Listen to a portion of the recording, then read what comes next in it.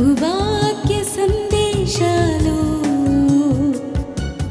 సమాధానపరచు సందేశాలు పరమునకు చేర్చే సందేశాలు ఇవి ఒలీవా సందేశాలు.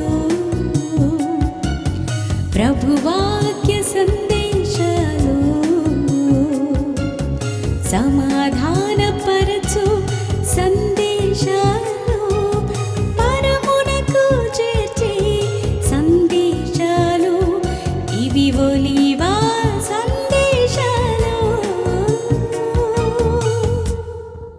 కూడి వచ్చినటువంటి దేవుని సేవకులకు విశ్వాసులందరికీ కూడా ప్రభువైన యేసుక్రీస్తు వారి యొక్క శ్రేష్టమైన నామములో శుభాభివందనాలు తెలియజేస్తూ ఉన్నాను. ప్రైజ్ లార్డ్, హల్లెలూయా. పరిశుద్ధ గ్రంథములో నుంచి ఒక మాట మనం చదువుకొని వాక్య ధ్యానానికి వెళ్ళిపోదాం. సంఖ్యాకాండము 13వ అధ్యాయము 1, 2, 3 వచనాలు చదివి సహకరించవలసిందిగా మనవి చేస్తూ ఉన్నా. యెహోవా మోషేకు ఇలాగున సెలవిచ్చెను, నేను ఇజ్రాయేలులకు ఇచ్చుచున్న కానాను దేశమును సంచరించి చూచుటకు నువ్వు మనుషులను పంపము. వారి పితరుల గోత్రములలో ఒక్కొక్క దాని నుండి ఒక్కొక్క మనుషుణ్ణి మీరు పంపవలెను. వారిలో ప్రతివాడు ప్రధానుడై ఉండవలెను. మోషే యెహోవా మాట విని పారాను అరణ్యములో నుండి వారిని పంపిన. దేవుని నామానికి మహిమ కలుగునుగాక. ప్రార్థన. సర్వోన్నతుడా, సర్వశక్తి గల దేవా, మిక్కిలి ప్రేమ గల దేవా, శుక్రవారము మా జీవితములలో మీరు అనుగ్రహించినందుకు మీకు వందనాలు, స్తుతులు, స్తోత్రాలు ప్రభా.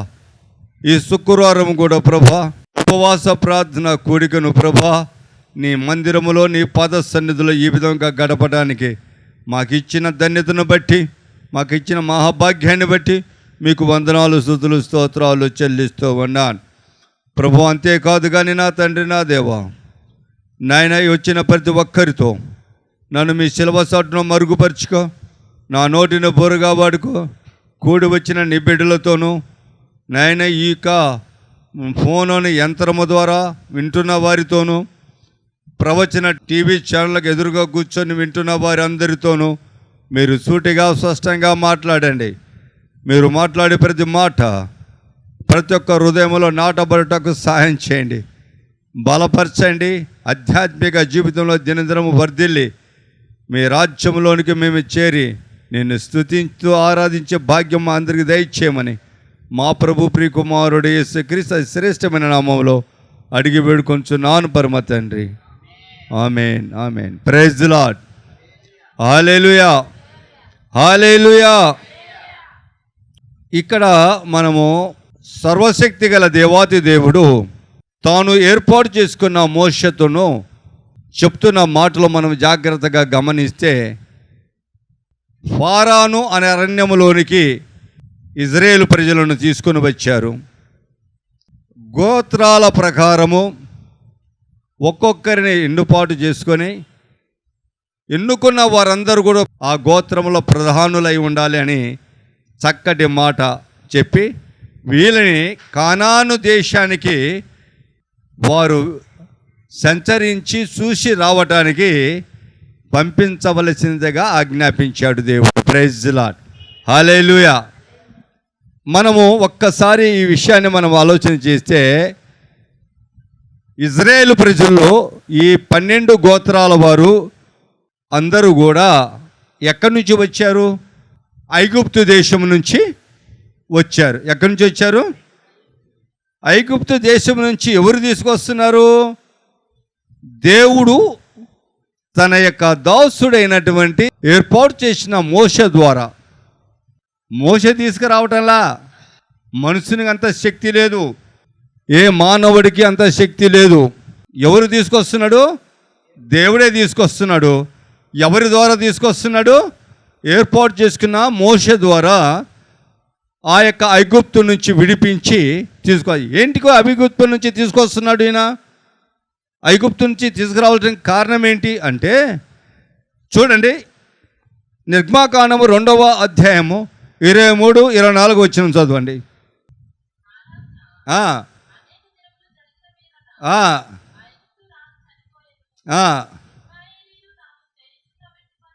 ఇజ్రాయేలు తాము చేయుచున్న ఎట్టి పనులను బట్టి నిట్టూర్పులు విడుచుతూ మొరపెట్టుచుండగా, తాము ఎట్టి పనులను బట్టి వారు పెట్టిన మొర దేని వద్దకు చేరెను.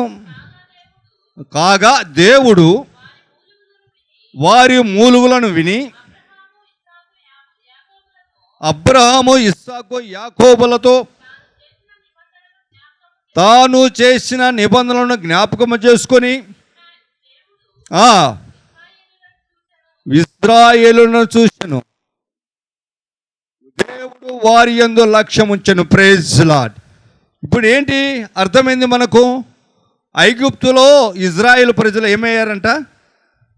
ఎట్టి చాకిరితో, అంటే బానిసత్వ జీవితం, ఒకళ్ళ చేతి కింద అనగబడిన వారై, ఒకళ్ళ వశం అయ్యి రాజు చేతి కింద, ఆ ప్రజల చేతి కింద దేవుని బిడ్డలైన ఇజ్రాయేల్ ప్రజలు ఎట్టి పనులు చేస్తూ దాసులుగా ఉన్నారు అనేది ఇక్కడ వాస్తవం తెలుస్తుంది.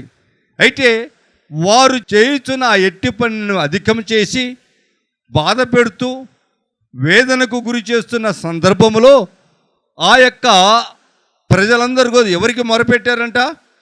దేవునికి మొరపెట్టారు. ఎప్పుడు దేవునికి మొరపెట్టారు, అప్పుడు ఏం చేశారంట? దేవుడు అబ్రహాము, ఇస్సాకు, యాకోబు చేసిన నిబంధనను జ్ఞాపకం చేసుకొని వారి మీద లక్ష్యం ఉంచాను. ఏం చేస్తానన్నాడు? చూడండి, నిర్గమాకాండము 13వ అధ్యాయం 5వ వచనం. యెహోవా నీకు ఇచ్చేదనని నీ పితరులతో ప్రమాణము చేసినట్లు కనానీయులను, ఇత్తీయులను, అమోరీలను, ఎబీలకు, యెబూసీయులకు నివాస స్థానమై ఉండు ప్రాలు తేనెలు ప్రవహించు దేశమునకు నిన్ను రప్పించదని చెప్పాడు. ఆ ప్రాంతంలో ఉన్నటువంటి, ఆ దేశంలో ఉన్నటువంటి ఆ తెగలు, ఎన్ని తెగలు ఉన్నాయో ఆ తెగలందరినీ కూడా ఆ స్థలము నుంచి పారిపోయేలాగా చేసి ఆ నివాస స్థలాలను స్వాధీనపరుచుకొని అక్కడ వీళ్ళందరూ ఉండేలాగా ఏర్పాటు చేస్తానని దేవుడు అబ్రహాముకు, ఇస్సాకుకు, యాకోబుకు ప్రమాణం చేశారు. కానాని ప్రాంతం, అది పాలు తేనెలు ప్రవహించు ప్రాంతం అని చెప్పాడు. Praise Lord. ఈ మాటని జ్ఞాపకం చేసుకుందాం. మనం ఇక్కడ ఆగిపోతాము ఒక్క నిమిషం. ఐగుప్తులో బానిసత్వం ఉన్నారు. ఎవరి చేతిలో? ఐగుప్తు దేశపు రాజు అయిన ఫరో చేతిలో ఎవరున్నారు? దేవుని బిడ్డలైన ఇజ్రాయేల్ ప్రజలు, యూదులు ఏమన్నారు? బానిసత్వమై ఉన్నారు. ఒక్క మాట నేను చెప్తాను. ఈరోజు ఈ భూలోకములో ఉన్నటువంటి అపవాది అయిన సాతాను లేదా అపవాది చేతిలో బందీ అయి, వాని మనుషుల చేతిలో బందీ అయి, క్రైస్తవ సమాజంలో ఉన్న క్రైస్తవులు యావత్తు మంది ఏ విధముగా ఉన్నారో బానిసత్వంగా, ఏమి చేయలేని నిస్సాయపరులుగా, జన్మ పాపముతోటి, కర్మ పాపముతోటి, వీళ్ళు పెట్టి హింసలతోటి పలు బాధలు పెడుతూ జీవిస్తూ ఉన్నారు ఈనాటి ప్రజలు. Praise lord.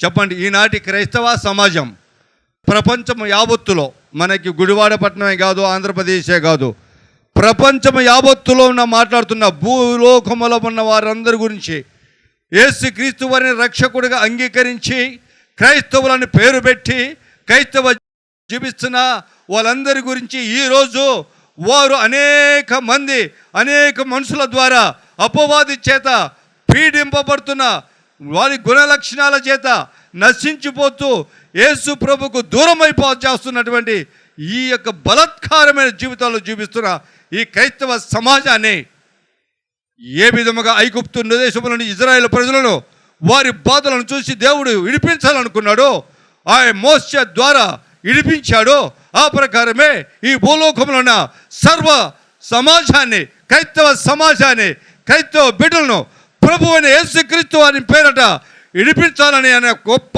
ప్రణాళికను ఏర్పాటు చేసుకున్నాడు. Praise Lord. ఆ ప్రణాళికే ఆయన భూలోకమునికి రావడానికి కారకుడు అయినారు. లూకా సువార్త 1:68 అంటారు, ఆ యొక్క ప్రభువైన ఇజ్రాయేలు దేవుడు స్తుతింపబడునుగాక, ఆయన తన ప్రజలకు దర్శనమిచ్చి వారిని విమోచించునుగాక అని మాట ఉంటుంది.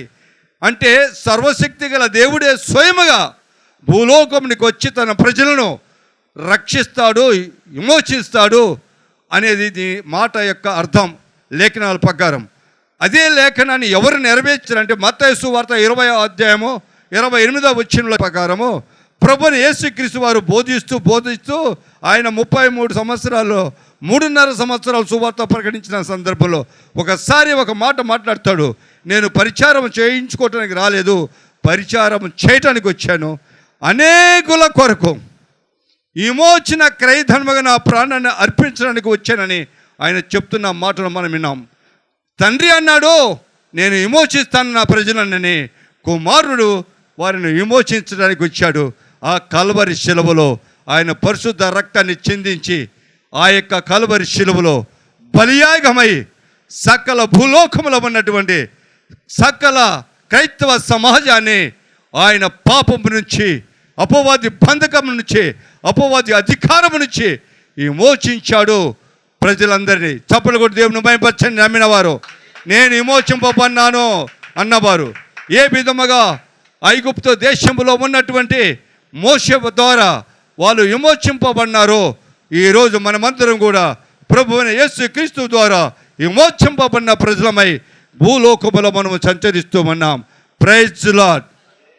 అయితే సర్వశక్తి గల దేవుడు ఏ రకంగా ఐగుప్తు దేశంలో నుంచి కానాను ప్రాంతానికి వారిని చేర్చాలనుకున్నాడో, సుఖమైన జీవితం దయచేయాలనుకున్నాడో, మంచి ప్రదేశంలో చేర్చాలనుకున్నాడో, ఆ ప్రకారమే మనల్ని కూడా దేవుడు ఒక ఉన్నతమైన నివాస స్థలానికి చేర్చాలనుకున్నాడు.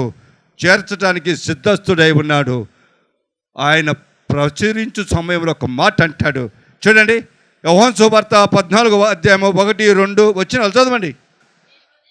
మీ హృదయములను కలవరపడనీయకుడి, దేవుని యందు విశ్వాసం ఉంచిన ప్రకారము నా యందు విశ్వాసం ఉంచుడి, నా తండ్రి ఇంట అనేకమైన నివాసాలు గలవు, నేను ఎడల నేను మీతో చెప్పిదను, నేను స్థలము సిద్ధపరచ వెళ్ళుచున్నాను, నేను వెళ్ళి నీకు స్థలము సిద్ధపరిచిన ఎడల నేనున్న స్థలములో మీరు ఉండునట్లు మరలా వచ్చి నా యొద్ద ఉండునట్టు మిమ్మల్ని తీసుకొని వెళ్తే. చప్పట్లు కొట్టి దేవుని మహిమపరచండి. ఎంత శ్రేష్టమైన మాట. ఐగుప్తు ప్రాంతముల నుంచి వారిని కనాను ప్రాంతానికి, పాలు తేనెలు ప్రవహించు స్థలంలోనికి, కట్టని ఇండ్లలోనికి ప్రవేశింపచేయాలని, నాటని తోటలలో వాళ్ళ యొక్క ఫలవృక్షాలు భుజించాలని, తవ్వని బ్రావుల నీళ్లు త్రాగాలని, పాలు తేనెలు ప్రవహించే ఆ ప్రాంతంలో సుఖ సంతోషంతో నా బిడ్డలు వర్ధిల్లాలని ఏనాడో అబ్రహాంతో మాట్లాడిన మాటను నెరవేర్చడానికి కానాను ప్రాంతానికి వాళ్ళను బయలుదేరిచ్చాడు దేవుడు మోషే ద్వారా. అయితే ఆ నివాస స్థలానికి బయలుదేరాడు. ఈరోజు నా ప్రియ సహోదరి సహోదర, ఆ సర్వశక్తి గల దేవుడు, ఆ ప్రభువైన యేసుక్రీస్తు వారు మనందరినీ కూడా ఎక్కడికి చేర్చాలనుకుంటున్నాడు? తండ్రి యొద్దకు చేర్చాలనుకుంటున్నాడు. తండ్రి యొద్ద ఉన్న నివాస స్థలాలకి మనల్ని చేర్చాలనుకుంటున్నాడు. ఆయన చిందించిన బలియాగమైన ఆ యొక్క విమోచన క్రయదము ద్వారా రక్షింపబడిన నిన్ను నన్ను ఆయన నివాస స్థలాన్ని కొరకు మన కొరకు సిద్ధపాటు చేయడానికి వెళ్ళాడు. మరలా వచ్చి తీసుకొని వెళ్ళటానికి సిద్ధంగా ఉన్నాడు. ఈ లోపు నువ్వు సిద్ధపాటై ఉండు. కలవరపడకు, నీ హృదయాన్ని కలవరపరచకు. ఇదిగో ఈ అపవాదికి భయపడకు, అపవాది మనుషులకు భయపడకు. నువ్వు జన్మ పాపం నుంచి విమోచింపబడినావు. కర్మ పాపము నీ నోటితో ఒప్పుకొని నా యందు శిలవ ఎత్తుకుని నన్ను వెంబడించు, నేను శిలవలో నిన్ను క్షమించాను కాబట్టి నిన్ను క్షమిస్తానని చెప్పి ఆ పరమ తండ్రి కుమారుడైన యేసుక్రీస్తు వారు మనకు బోధించాడే, ఆ బోధ ఏమైంది? ఆ కనాని ప్రాంతానికి తీసుకొచ్చిన మోషే ఆజ్ఞ ప్రకారము ఆ ఇజ్రాయేలు ప్రజలు అనేక లక్షల కాలు బలము కలిగిన ప్రజలు నడుస్తున్నారే.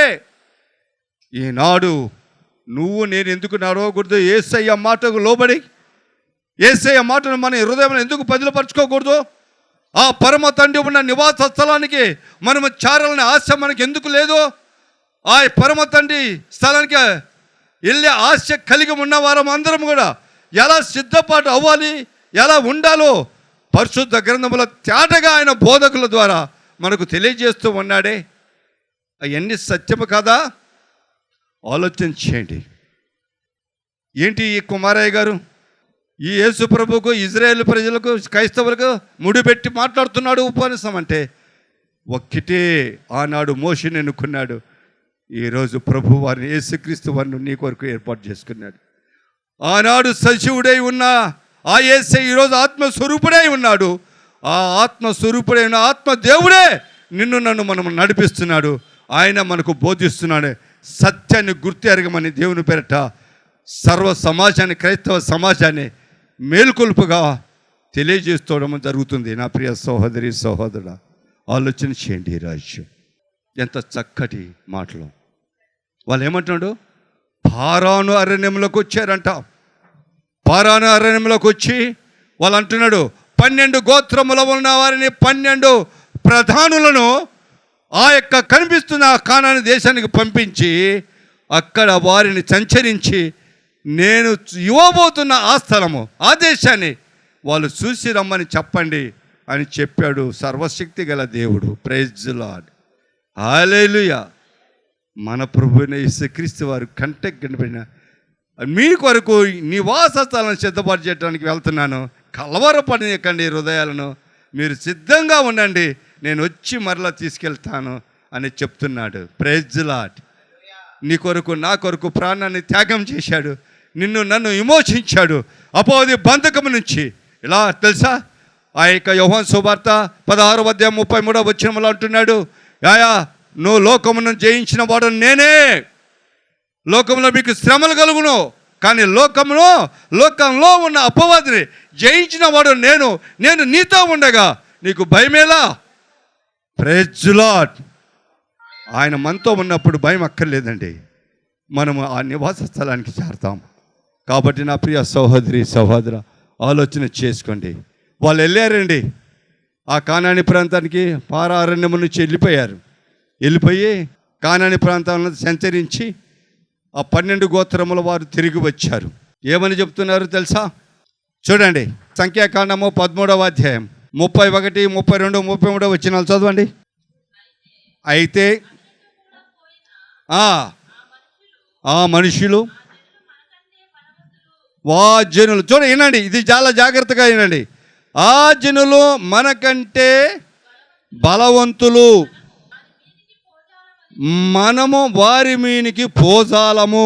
పోజాలం అంటే మనము వారిని ఎదుర్కోలేము, వారిని మనము ఓడించలేము, వారికి మనము యుద్ధము చేయలేము అనేటువంటి మాటలు వస్తాయి. Praise the Lord. చదువు. మరియు వారు సంచరించి చూసిన అబ్బబ్బబ్బా ఏం చేశారంట? వారు సంచరించిన దేశమును గురించి వారు చెడ్డ సమాచారాన్ని ఇజ్రాయేల్ ప్రజలకు ఇచ్చారంట. ఆలోచన చేయండి నా ప్రియ సహోదరి సహోదరుడు.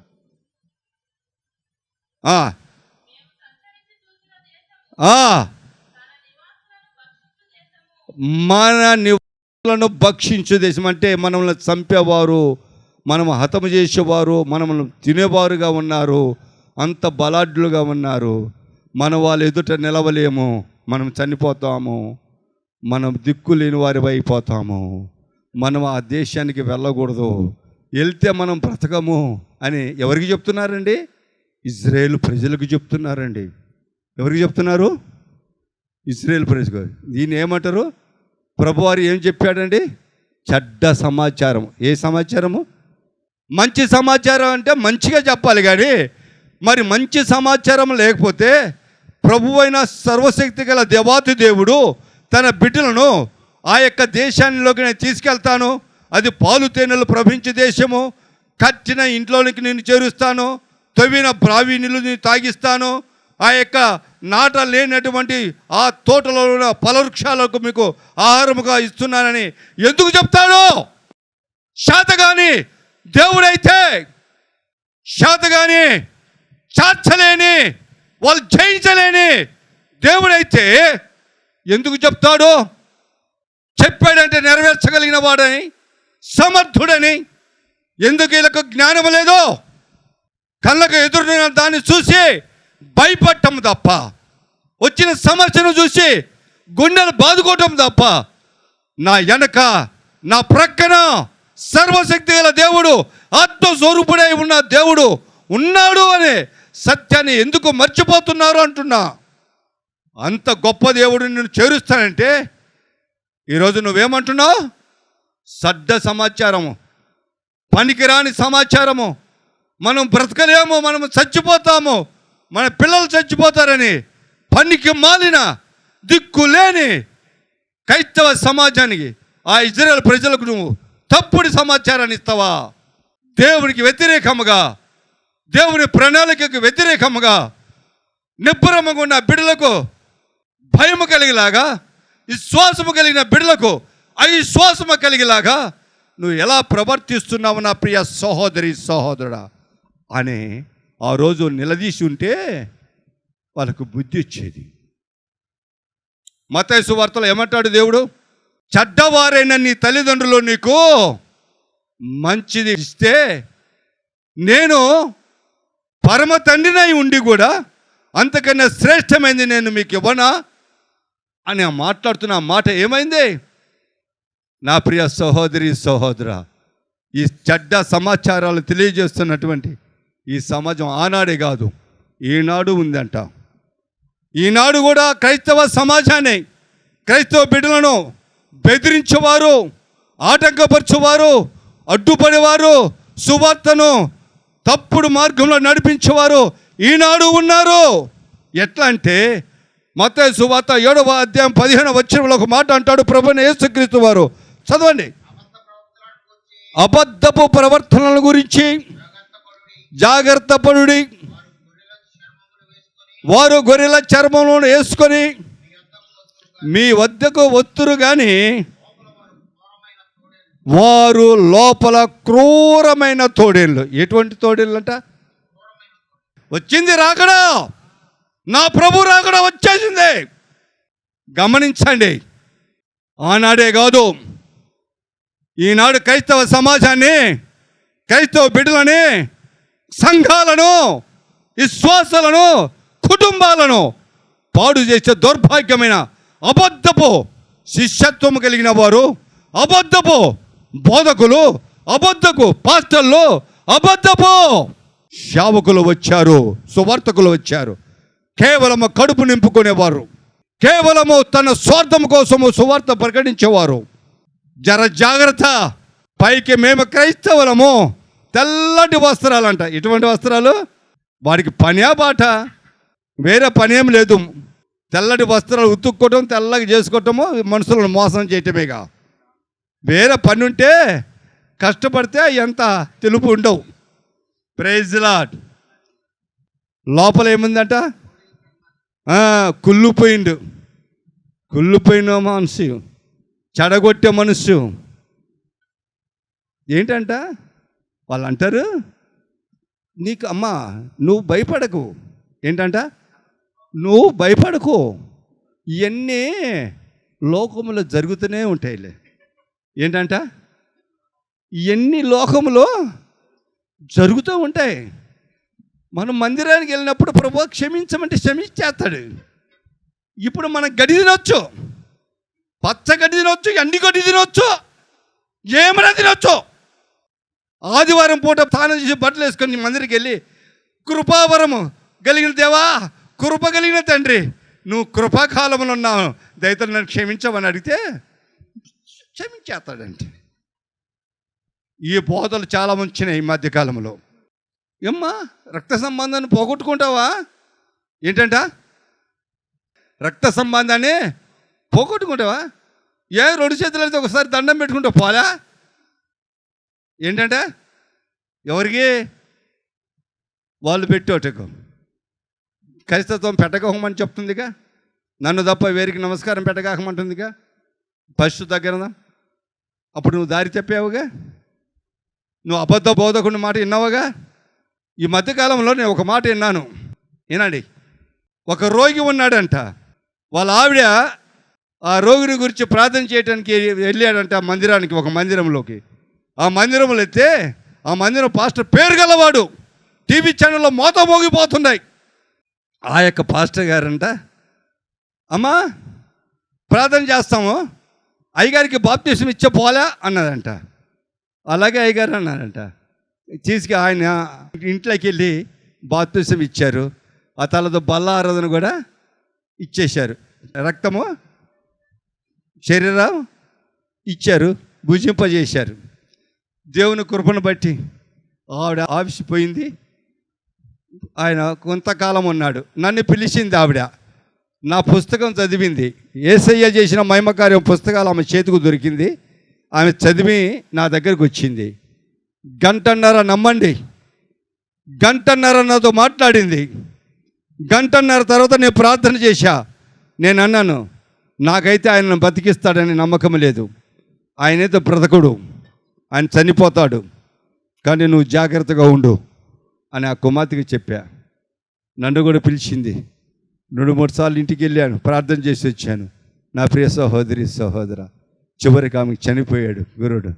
ఆ భర్త చనిపోతే ఆమె ఫోన్ చేసింది పాస్టర్ గారికి, అయ్యా నేను కోడి మాంసం ఇచ్చాను, నేను ఎన్నో డబ్బులు ఇచ్చాను, భోజనాలు ఏర్పాటు చేశాను కదా, నా భర్త చనిపోయాడు, మరి రా సమాధి కార్యక్రమం చెయ్యి అని అంటే, నీ బంధువులు ఏమంటున్నారమ్మా, సమాధి కార్యక్రమం చేయడానికి వీల్లేదు, వాడిని తగలేస్తామంటున్నారు అని చెప్పినప్పుడు నువ్వేం చేస్తావు, నేనేం చేస్తావమ్మా?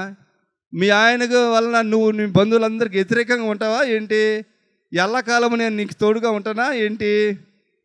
వాళ్ళు జరిగినట్టు జరిగించుకొని ఏంటంట, ఇంత అన్యాయం, ఇంత ఘోరమైనటువంటి బోధ, ఇంత ఘోరమైనటువంటి పాస్టర్లు ఉన్నారు. మోసగాళ్ళు, డబ్బు కోసం గడ్డి తినే మాటలు మాట్లాడేటువంటి వారు. మరి ఇటువంటి వారిని నువ్వు ఖండించొద్దా? యేసుప్రభు చెప్తున్నాడే అబద్ధపు ప్రవర్తనని. మళ్ళీ ఈరోజు అబద్ధపు పాస్టర్లు బయలుదేరారుగా, మోసపు పాస్టర్లు బయలుదేరారుగా. ఒలీవా సందేశాలు, ప్రభువాక్య సందేశాలు, సమాధానపరచు సందేశాలు, పరమునకు చేర్చే సందేశాలు, ఇవి ఒలీవా సందేశాలు, ప్రభువాక్య సందేశాలు, సమాధానపరచు సందేశాలు.